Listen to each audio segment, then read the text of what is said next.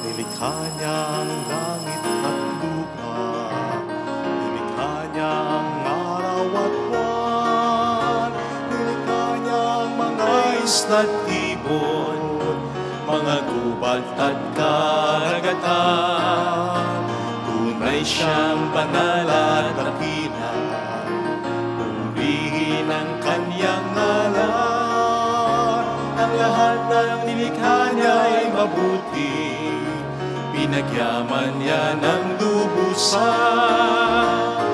Purihin ninyo ang Panginoon, dakilain ang kanyang ngalan.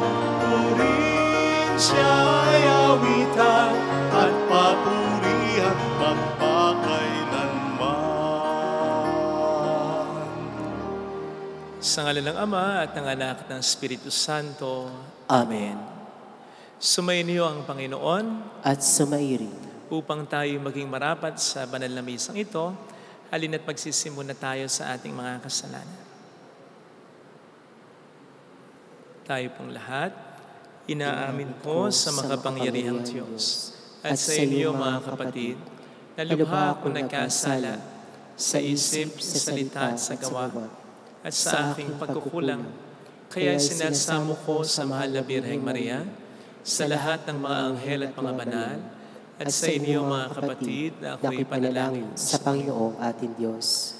Kaawaan tayo na mapagmahal na Diyos, patawarin sa ating mga sala, at patubayan hanggang sa buhay na walang hanggan. Amen. Panginoon, kaawaan mo kami. Panginoon, kaawaan mo kami. Kristo, kaawaan mo kami. Kristo, kaawaan mo kami. Panginoon, kaawaan mo kami. Panginoon, kaawaan mo kami. Pagdasal po natin ang mga may sakit na pinag-aalayan din ng misang ito, mga nag-aalaga sa kanila, mga nagtatrabaho sa ibang lugar pa para sa kanilang pamilya. Pagdasal natin ang mga kasama natin sa misa at ang mga tumutulong sa ating simbahan. Iyuko natin ang ating ulo, ibulong natin sa Panginoon ang mga panalangin ito kasama ng ating mga intensyon.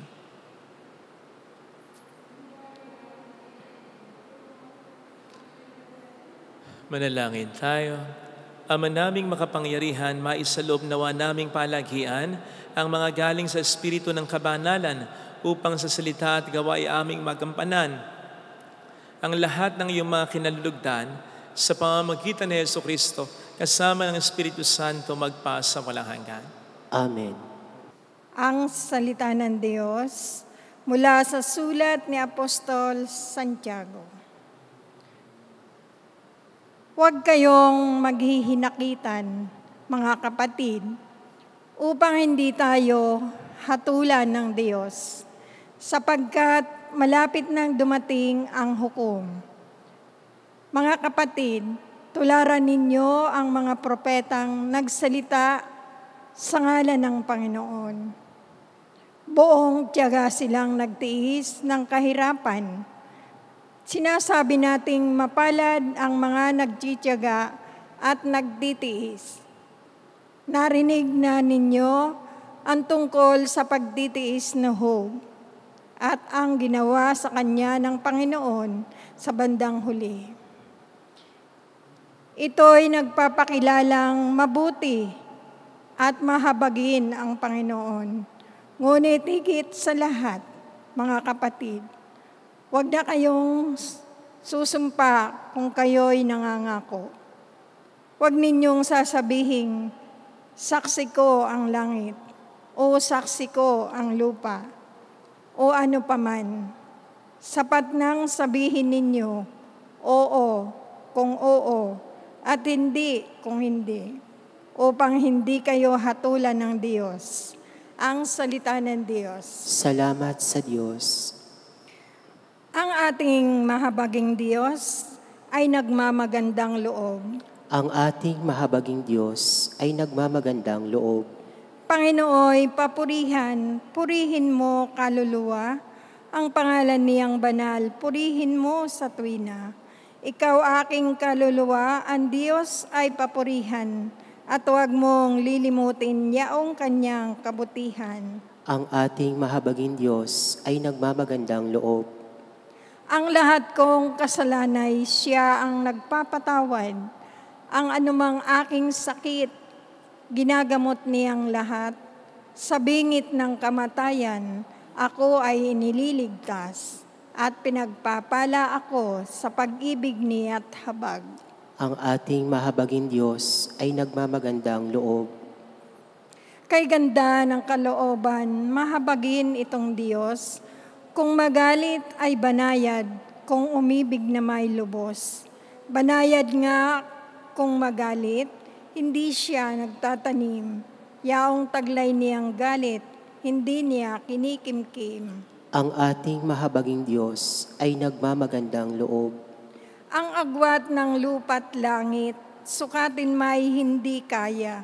Gayon ang pag-ibig ng Diyos sa may takot sa Kanya. Ang silangan at kanluran kung gaano ang distansya. Gayon ang pagtingin sa sinumang nagkasala. Ang ating mahabaging Diyos ay nagmamagandang loob.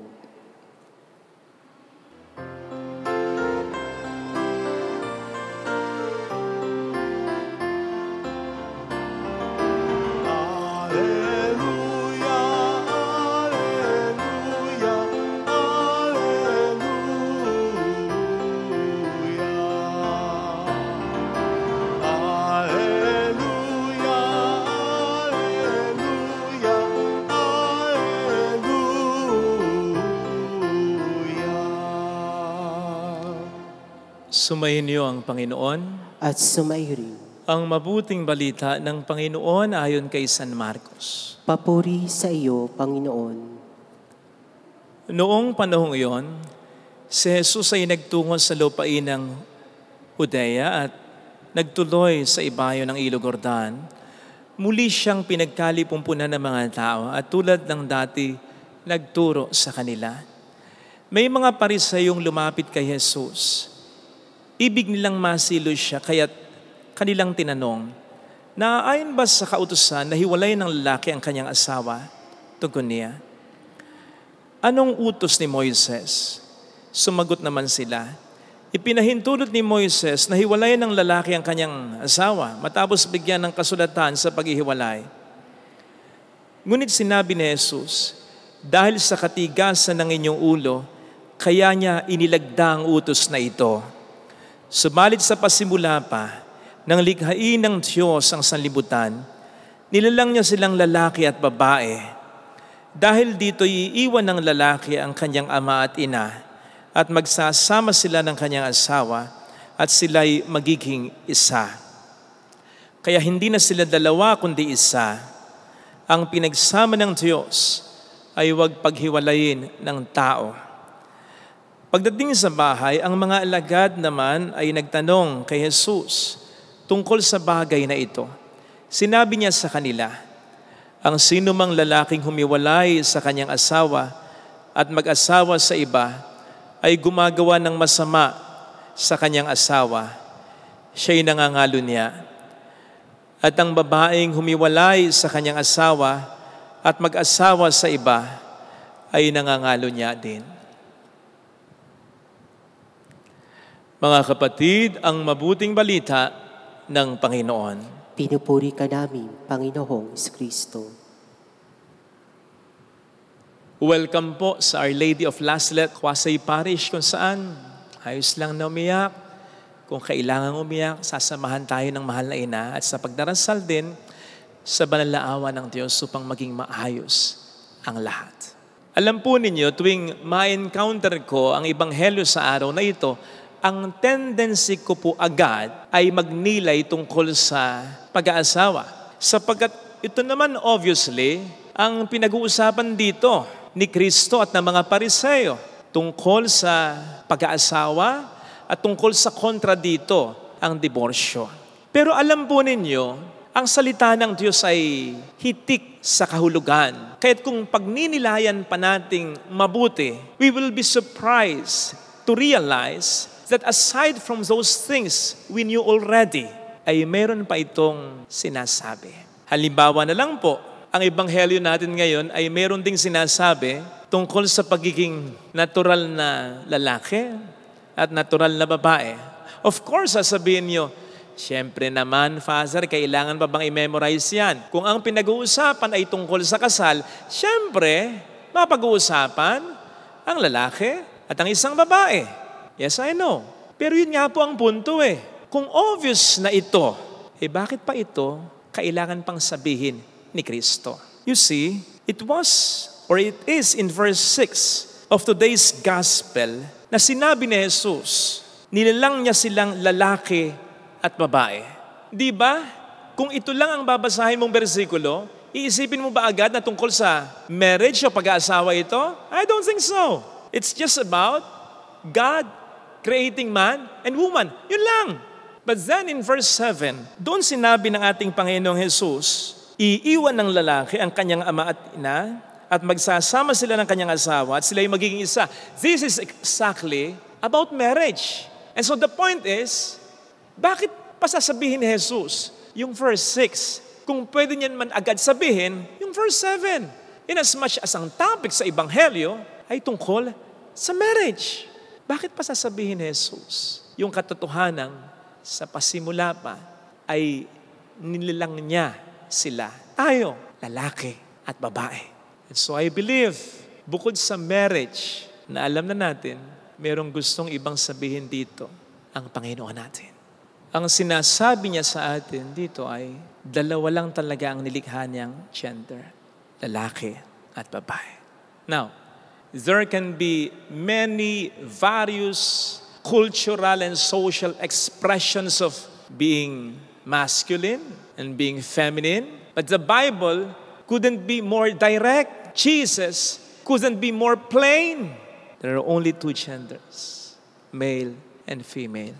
In fact, don't you realize na mas nauna pang in-establish ng Diyos ang katotohanan ito sa banal na kasulatan kaysa katotohanan ng kasal? Sapagkat yung katotohanan na nilikha niya silang lalaki at babae, sa Genesis 1, nandun na. Samantalang ang katotohanan, ang sakramento ng kasal, ay nasa Genesis 2 na lang. And not just that, sapagkat ang kasal ay mayroong expiration date.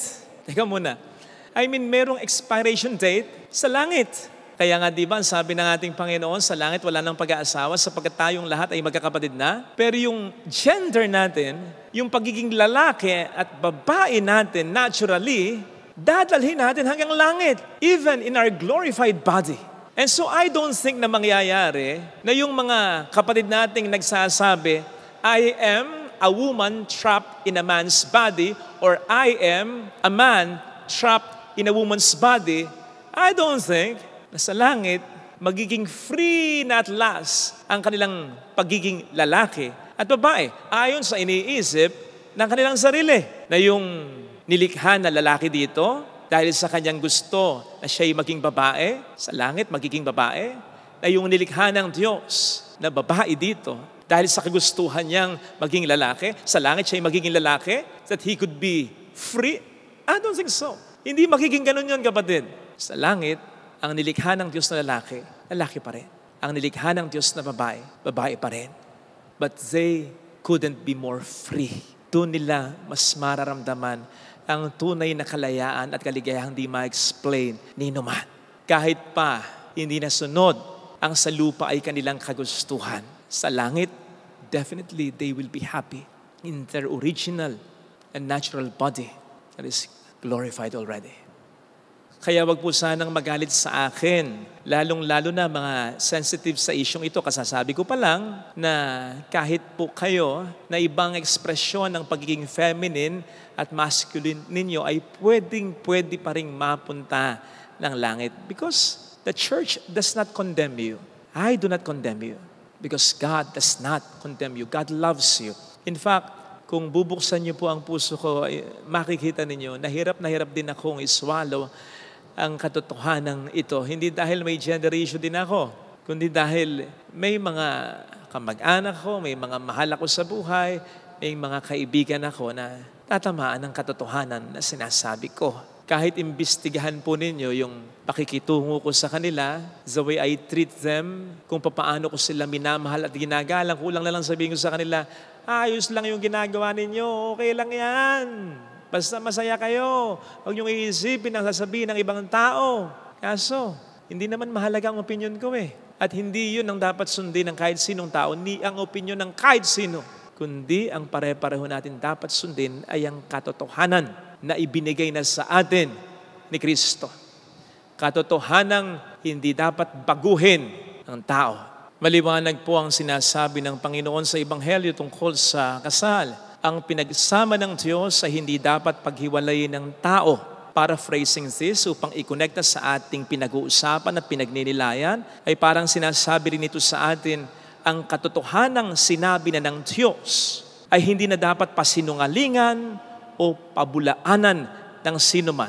Sa halip, dapat nating sundin na ng walang labis at walang kulang. We can go on and on with our beautiful and convincing arguments. But God has already said it. That should settle it. Sinabi na niya, ibinigay na niya, tapos na. Sumunod na lamang tayo sa Kanya. Hindi siya ang dapat na sumunod sa atin. Sinasabi natin sumusunod tayo sa Diyos. Ang tunay na pagsunod ay ang pagsunod sa lahat ng mga utos. At hindi yung gusto lamang natin. Mas napapatunayan ang tunay na pagsunod natin kung kahit hindi natin gusto at masakit sa atin, ay sinusunod pa rin natin. Narinig po natin na sa Ebanghelyo ang nakikipagtalo kay Kristo tungkol sa diborsyo ay ang mga Pariseo. Alam naman natin na ang mga Pariseo ang napakamitikuloso pagdating sa pagsunod sa kautusan at sa banal na kasulatan. Kung bakit dito ay pinipili lamang nila kung ano yung sinasabi sa banal na kasulatan na binabaluktot nila upang maging pabor sa kanila. Hindi po ganun ang pagsunod. Ang pagsunod ay sundin kung ano talaga yung inuutos ng Diyos. Sapagkat mahirap man, ang sinasabi nga sa John 20:31, ang lahat ng ito ay naisulat upang tayo sumampalataya kay Kristo at upang magkaroon tayo ng buhay sa Kaniyang pamamagitan. Therefore, ang pagsunod sa Diyos ay para sa ating kapakanan. Hindi ko alam kung bakit bago magmisa ay nakakatihang kong i-check yung mga messages sa messenger. At sa lahat naman ng mabubuksang message, ay nabuksan ko yung balita na pumasa na raw sa third reading ba yun? Ang divorce bill sa Kongreso. So ano yun? Malilegalize na ang divorce? Ano ito para sa atin? Tagumpay natin? Maghintay-hintay lang tayo. Ito ang ikasisira ng maraming bagay na mahalaga sa buhay natin. Nagtagumpay ang gusto ng tao, sinalungat ang gusto ng Diyos, sige lang, pwedeng maging legal. Pero hindi ibig sabihin moral. Gusto ng tao, kahit pa ng tao sa buong mundo. Pero for as long as hindi ito gusto ng ating nag-iisang Diyos, makikita natin na hindi ito ang magbibigay ng buhay, sa halip ay kamatayan sa atin. Huwag po kayong magsaya. Hindi ito masaya. Nakalulungkot ito dahil hindi naman mag-a-adjust sa atin ang Diyos. Hindi naman sasabihin ng Diyos, okay, yan ang gusto nyo ngayon, divorce. Babaguhin ko na yung mga naunang sinabi ko na ayoko ng diborsyo. God is the same yesterday, today, and forever. At ang Diyos ang katotohanan. Pag sinabing katotohanan, yun na yun. Hindi na po natin pwede pang questionin yun. Ang dapat lamang nating gawin ay sumunod sa Panginoon. Hindi para bigyang galak siya dahil nasunod siya, dahil nagpa-power trip lang siya. Tandaan natin ang mga utos ng Diyos. ay para sa atin talaga. Kaya't kapag hindi natin susundin, wag natin po siyang sisisihin sa mga hindi magaganda na pwedeng mangyari sa buhay natin. Amen. Ilagay natin ang ating kanang kamay sa tapat ng ating puso.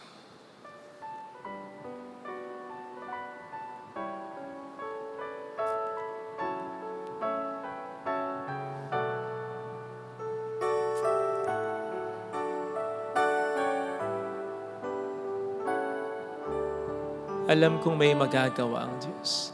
Alam kong may magagawa ang Diyos. Alam kong may magagawa ang Diyos. Alam kong may magagawa ang Diyos. Kung ako'y magtatapat, Kung ako'y magtatapat, sa Kanya'y maglilingkod, sa Kanya'y maglilingkod. alam kong may magagawa ang Diyos. May magagawa ang Diyos. Alam kong di ringgin ng Diyos ang samo ko, Alam kong di ringgin sapagkat ng mahal niya ako. Diyos ang samo ko. Alam kong di ringgin ng Diyos ang samo ko, Alam kong di ringgin ng Diyos ang samo ko. kung ako'y magtatapat, Kung ako'y magtatapat, sa Kaniya'y maglilingkod, sa Kanya'y maglilingkod. alam kong di ringgin ng Diyos ang samo ko. Pikit natin ang ating mga mata. Diyos ang samo ko. Panginoon, hindi ko pong masyadong alam kung ano ang mga nangyayari ngayon sa bansang ito. Hindi ko rin alam kung kailan sinasabing pumasa ang bill ng diborsyo. Pero nakapangingilabot na kung kailan ko nalaman ito, sakto yung ebanghelyo. Tungkol sa pag-aasawa, tungkol sa pagtutol mo sa diborsyo. Para bang sinasabi mo sa amin ngayon, ayaw ko nang ginawa ninyo. Ayaw ko nang ginawa ninyo. Maawa ka po sa amin, Panginoon. Hallelujah. Hallelujah. Tulungan mo kami. Hallelujah. Hallelujah. Kaawaan mo kami sa pagiging mayabang namin, sa pagpilit namin ang gusto namin, sa pagsubay namin sa kalooban mo para sa amin. Hallelujah. Pagpalain mo ang mga Kristiyanong naniniwala pa rin na dapat kaming sumunod sa iyo. Babalik ang Panginoon upang tayo ay kunin. Maging matyaga pa rin nawa ang mga ito sa paninindigan sa kung ano ang tama at totoo. Mayroon, sabi sa ating unang pagbasa, magtyaga tayo. At kasama sa pagtyaga yung manindigan sa tama. Kahit ayaw ng manindigan ng iba, kahit ng lahat pa. Yun ang hinihiling sa atin ng Panginoon. At maliwanag ang kanyang pangako sa Biblia. Kapag tayo nanindigan sa Kanya dito sa lupa, sa langit para sa atin maninindigan siya.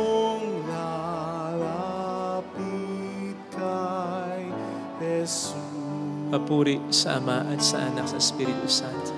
Kapara na sa una-una, ngayong magpakailanman, magpasawalang hanggan. Amen. Pag-aalay.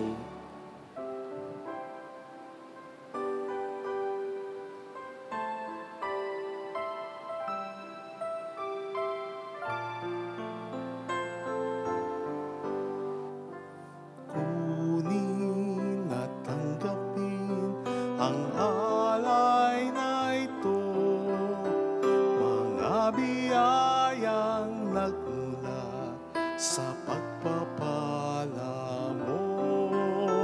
Tanda ng bawat pusong pagkat tinibig mo, tayo'y nananalig, nagmamahal sa'yo.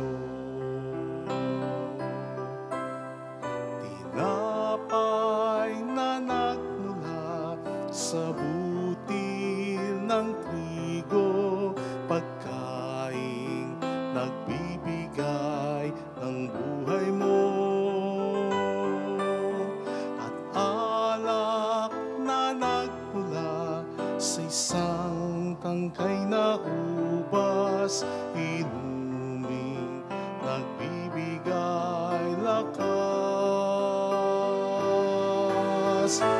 Kunin at tanggapin ang alay na ito.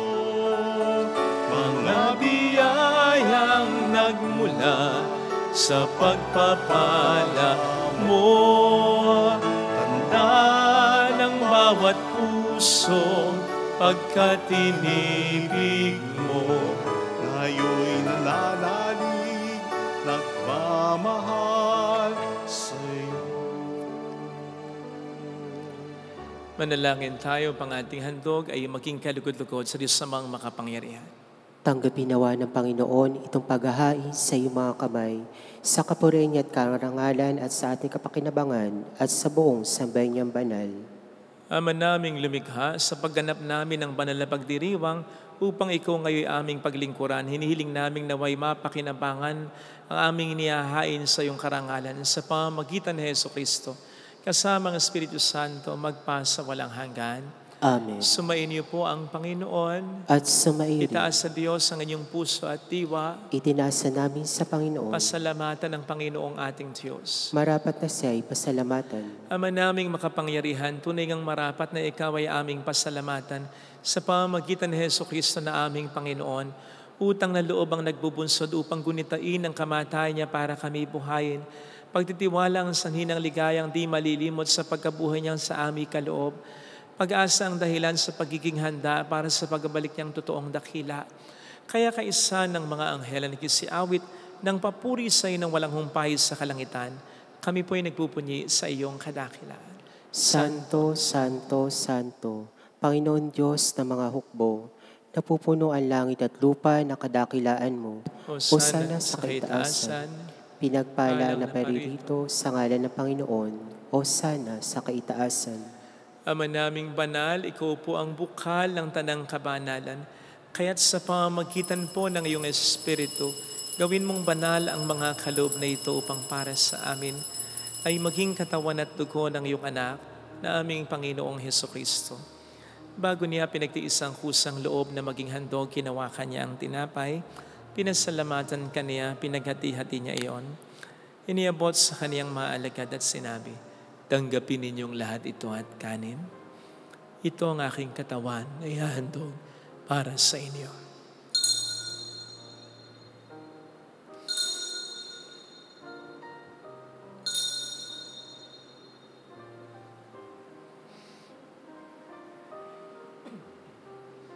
Hindi naman nang matapos ang hapunan, nawakan niya ang kalis, muli kaniyang pinasalamatan. Iniabot niya ang kalis sa kaniyang mga alagad at sinabi, tanggapin ninyong lahat ito at inumin. Ito ang kalis ng aking dugo ng bago at walang hanggang tipan. Ang aking dugo na ibubuhos para sa inyo at para sa lahat.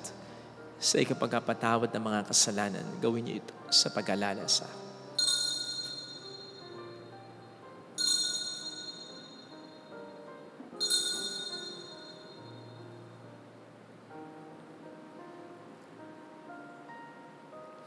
Ipagbunyi natin ang misteryo ng ating pananampalataya. Si Kristo'y namatay, si Kristo'y nabuhay, si Kristo'y babalik sa wakas ng panahon. Ama, ginagawa namin ngayon ang pag-alaala sa pagkamatay at muling pagkabuhay ng iyong anak. Kaya inialay namin sa iyo ang tinapay ng buhay at ang kalis ng kaligtasan. Kami nagpapasalamat dahil kami yung rapat na tumayo sa harap mo para maglingkod sa iyo. Isinasamo namin kami na magsasalo sa katawan at dugo ni Kristo ay mabuklod sa pagkakaisa sa pamamagitan ng Espiritu Santo. Ama, lingapin mo ang iyong simbahang laganap sa buong daigdig. Puspusin mo kami sa pag-ibig. Kaysa ni Francisco na aming Papa, ni Dennis na aming Obispo at ang Tanang Kaparian, alalahanin mo mga kapatid naming nahimlay nang may pag-asang sila'y muling mabubuhay, lalo ng aming ipagdarasal. Saglit nating alalahanin ang ating mga minamahal na yumao. Kaawaan mo sila at patuloyin sa iyong kaliwanagan. Kaawaan mo at paging tapatin kaming lahat na makasalo sa iyong buhay na walang wakas. Kaisa ang mahal na Birhen ng Lasalet, ang ina ng Diyos. Isanuse ang kabiyak ng kanyang puso. Lahat ng mga banalan na muhay dito sa daigdig ng kalugod-lugod sa iyo, may pagdiwang naman namin ang pagupuri sa ikararangal mo sa pamamagitan ng iyong anak at sa aming Panginoong Hesukristo. Sa pamamagitan ni Kristo kasama niya at sa Kanya, ang lahat ng parangal, papuri ay sa iyo, Diyos sa mga makapangyarihan, kasama ang Espiritu Santo magpas sa walang hanggan. Amen. Tumawag tayo sa ating Ama.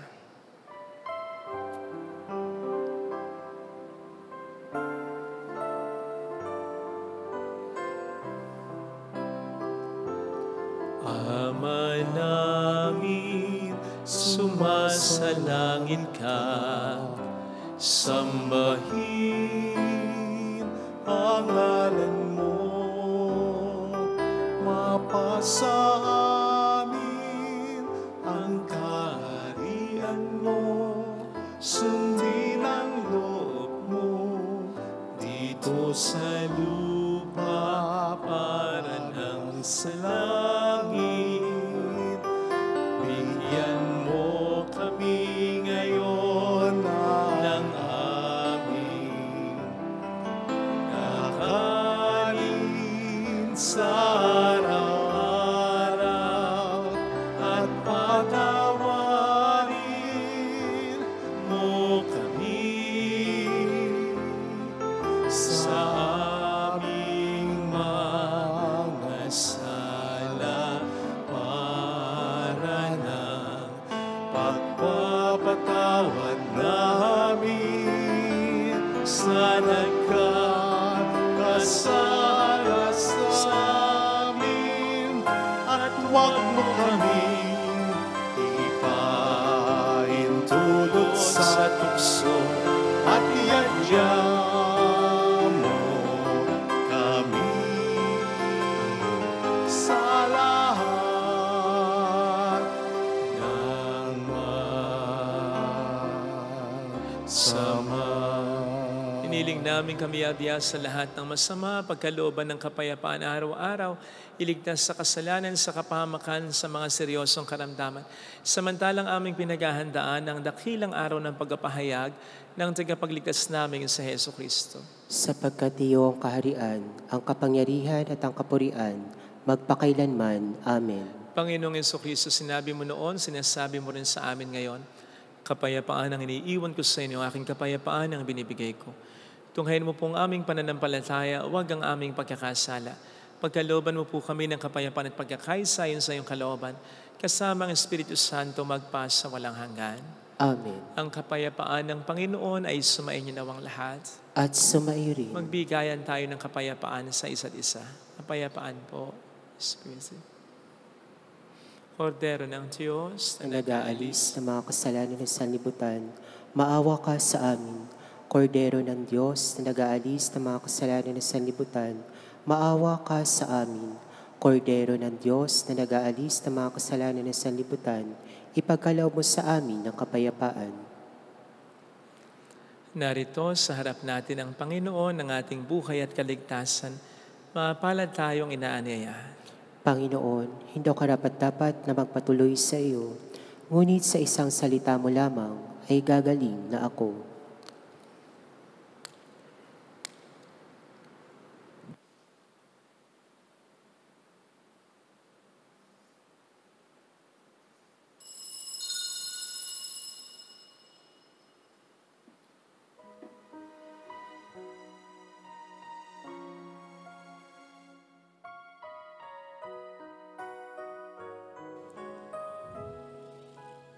Panalangin para sa espiritual na pakikinabang. Panginoong Hesus, ako ay naniniwala na ikaw ay nasa kabanal-banalang sakramento. Iniibig kita ng higit sa lahat at ninanasa kong tanggapin ka sa aking kaluluwa. Sapagkat sa mga sandaling ito, hindi kita matatanggap sa sakramento. Tumuloy ka sa espiritu sa aking puso. Niyayakap kita na parabang naririto ka na. Inaalay ko ng buong buo ang aking sarili sa iyo. Huwag mong hayaang mawalay ako sa iyo. Amen. Ang aking sarili kung walang pag-ibig, anong kabutihan ito sa akin?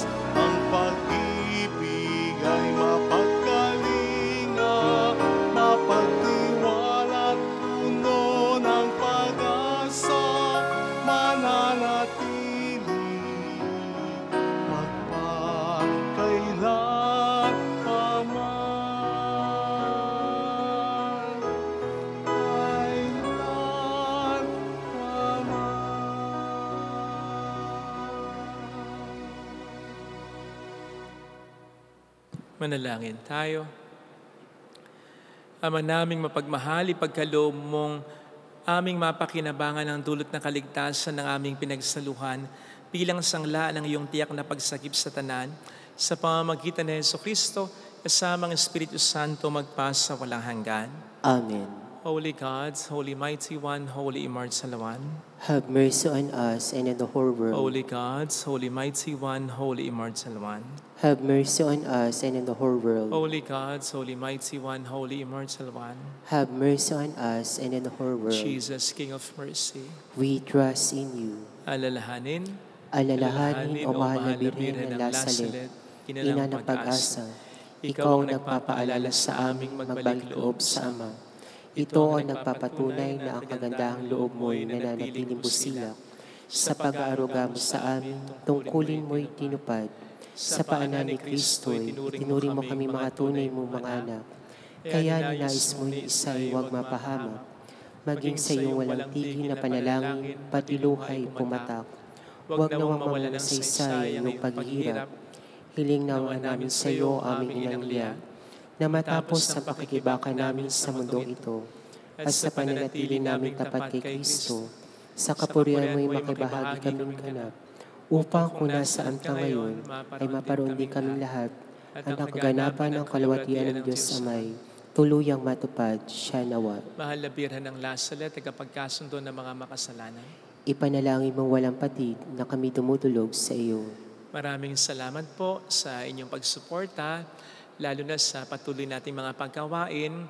Ang pag-asikaso rin natin sa mga chapels ay ginagawa po natin at malaking tulong po dito yung mga pinapatalam niyo pong tulong through our GCash and bank account. Maraming salamat po sa inyong pagsuporta. Sumayin niyo ang Panginoon At sumayo rin palain kayo kasama ng ating pamilya na mapagmahal na Diyos, ng Ama at ng Anak, ng Espiritu Santo.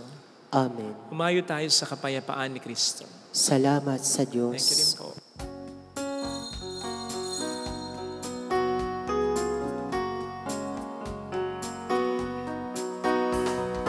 On this day, O Mother of our Lord, we sing you praise for lighting up our way.